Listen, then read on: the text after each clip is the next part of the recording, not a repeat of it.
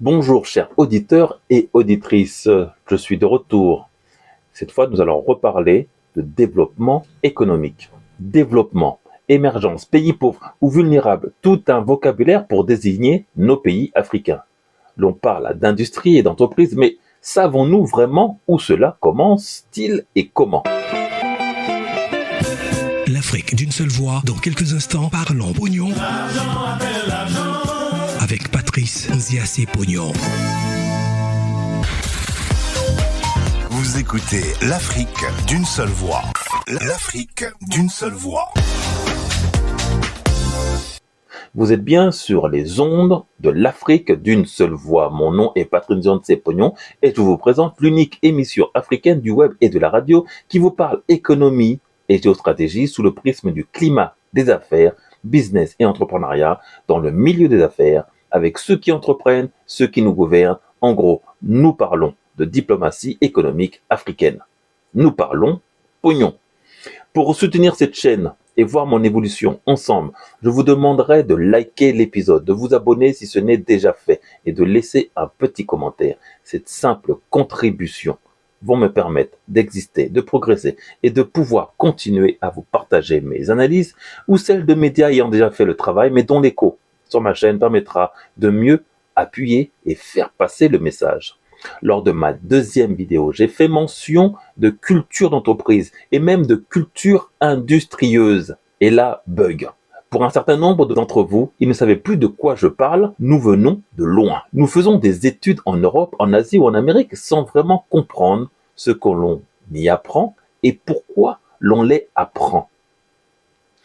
Puis l'on fait des distinctions entre entreprises, artisans, professionnels et industrie sans comprendre les liens entre, sans toujours avoir compris l'essence même des pays de l'hémisphère nord. Puis l'on fait des distinctions entre entreprises, artisans, professionnels et industrie sans comprendre les liens entre, mais surtout sans toujours avoir compris l'essence même des pays de l'hémisphère nord qui a consisté dès le départ de son hégémonie économique à vendre et produire à grande échelle pour le monde. Et pour cela, l'on met en place des standards et des normes de manière à reproduire le produit ou le service de façon constante et régulière. Aussi, beaucoup de personnes de ma communauté associent industrie avec usine à la chaîne à grande échelle, entreprise à multinationale, sans savoir que l'entreprise et l'industrie c'est la même chose, c'est le soin que l'on met à mettre des process de création et de vente standards. Aussi, une industrie peut commencer de manière individuelle, voire deux personnes, dès lors que tu fabriques le même produit de manière identique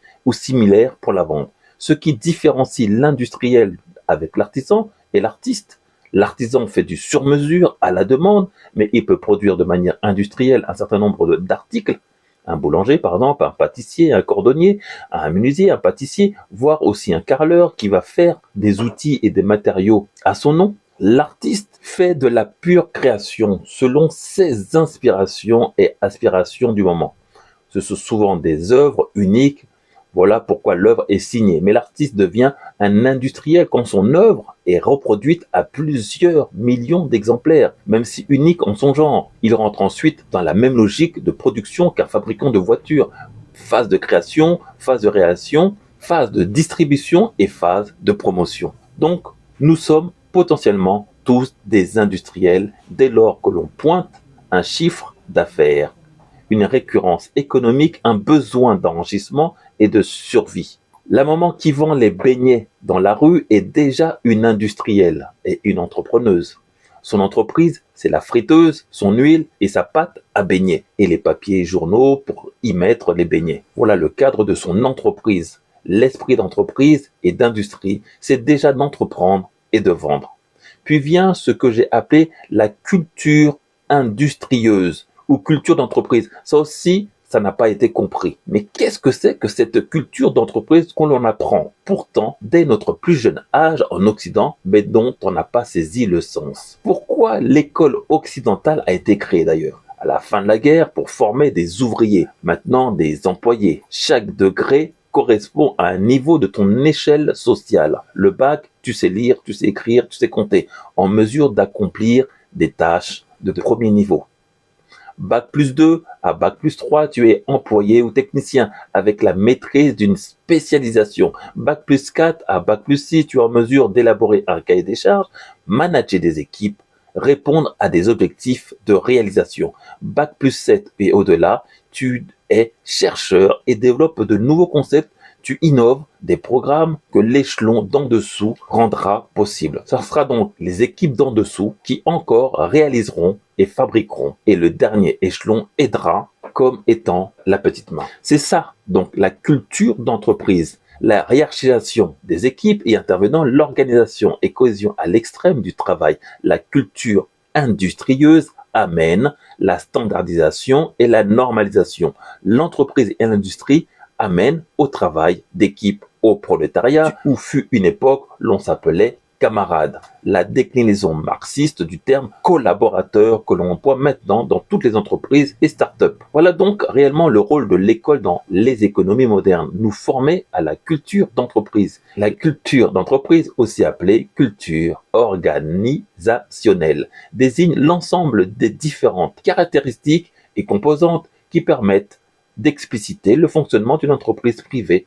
ou publique par rapport à ses concurrents. Chaque entreprise est en effet différente par sa culture. La différence s'exprimera par la charte de l'entreprise et son règlement intérieur, comment l'on évolue au sein de l'entreprise, comment l'on doit se comporter, mais tout cela est un long travail de préparation qui correspond à notre scolarité, par les heures de cours qui correspondent aux horaires d'usine, la notion de compétition, de notation, de respect du règlement intérieur, puis d'évolution en grade avec nos différents diplômes. Voilà pourquoi l'on dit que beaucoup d'élèves sont formés à rédiger des CV, c'est-à-dire formés à se rendre disponibles pour l'industrie et l'entreprise qui sont les seuls à même d'absorber cette force vive et main-d'œuvre. Vient alors la question, est-ce que c'est bien l'industrie ou l'industrialisation? Je ne vais pas y répondre de manière philosophique, mais pragmatique.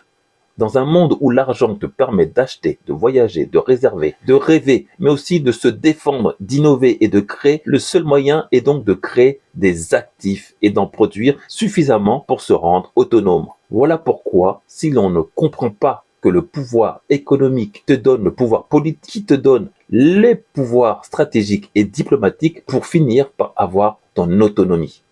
Voilà donc ce que vous devez comprendre dans la mise en place d'une culture industrieuse. L'Afrique ne pourra y déroger, avec bientôt 2 milliards d'habitants, que de savoir se nourrir seul, créer ses emplois seul, savoir se défendre seul, savoir innover seul. Acquérir l'art de produire, de distribuer et de vendre, c'est acquérir l'art de la guerre économique. Alors, ce que l'on doit retenir, la culture industrieuse ou la culture d'entreprise sont la culture d'organisation et de cohésion de nos sociétés pour créer des actifs ensemble, une masse monétaire et des économies fortes. Vient ensuite, avec la culture de l'industrie, celle de la défense militaire et de la conquête commerciale. Avant ça, pas d'autonomie possible. Ce qu'il est important de comprendre, c'est que l'école occidentale forme des ouvriers, de la main-d'œuvre qualifiée et des managers pour répondre à cette industrie. Et pour finir, artisans, artistes ou libérales sont tous rattachés de près ou de loin à une industrie. Industrie de la musique ou du divertissement, ICC pour industrie culturelle et créative, ou les industries pharmaceutiques pour les professions libérales de la médecine. L'année 2019 nous a montré la puissance de cette industrie dans le monde et sur le cours de l'histoire. Si l'on ne cherche pas à apprendre à gérer l'industrie, ce seront les industries d'autres personnes qui chercheront à nous gérer contre notre volonté. Parlons pognon, c'est fini pour aujourd'hui. Parlons pognon est votre émission économique et géostratégique qui parle climat des affaires, business et entrepreneuriat avec ceux qui entreprennent et ceux qui nous gouvernent. Avec vous, mes chers auditeurs. Son but, vous sensibiliser aux arcanes de la prédation économique que subit et continuera à subir le monde noir et son continent originel Kama, tant qu'ils ne sauront pas se défendre efficacement sur le théâtre de la guerre économique. Je vous dis à plus tard et n'oubliez pas de liker, partager et commenter. Matondo. Vous écoutez l'Afrique d'une seule voix. L'Afrique d'une seule voix.